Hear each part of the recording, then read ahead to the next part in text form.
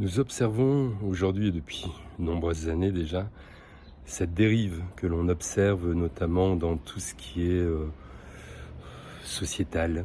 Vous voyez, le cumul des richesses que l'on voit attribué à une élite, de constater que la pauvreté creuse un trou de plus en plus profond et que les injustices entre une catégorie de personnes et une autre s'élargissent.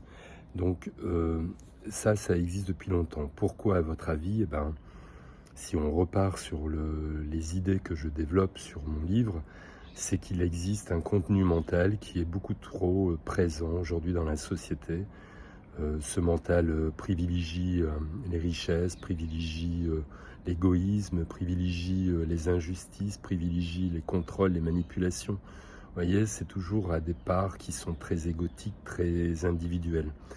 Donc ce contenu mental doit disparaître et disparaîtra, que l'on veuille ou non, au profit bien sûr d'une justice beaucoup plus équitable.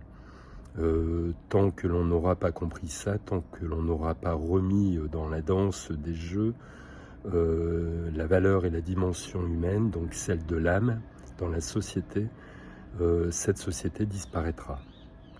C'est pour cette raison d'ailleurs que l'on voit se vulgariser de plus en plus des pratiques, des pratiques d'accompagnement, des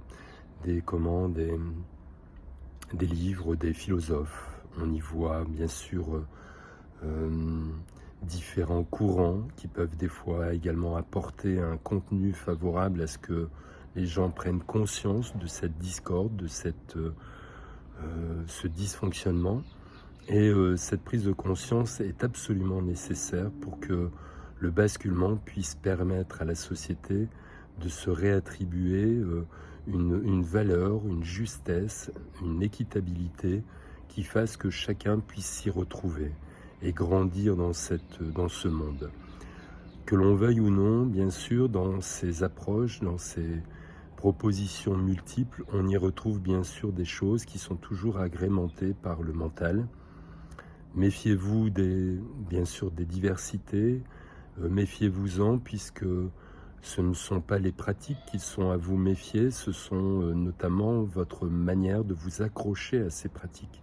Ne faites pas de ce qui devrait vous apporter de la conscience une dépendance. Donc que ce soit un thérapeute, que ce soit une formation, que ce soit des bouquins, un philosophe, un gourou, un guide spirituel, peu importe.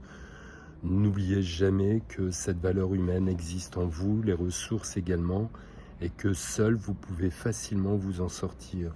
Dès lors où vous y mettez bien sûr ce contenu mental, additionné avec cette valeur de ressenti qui est étroitement liée à cette résonance de votre âme.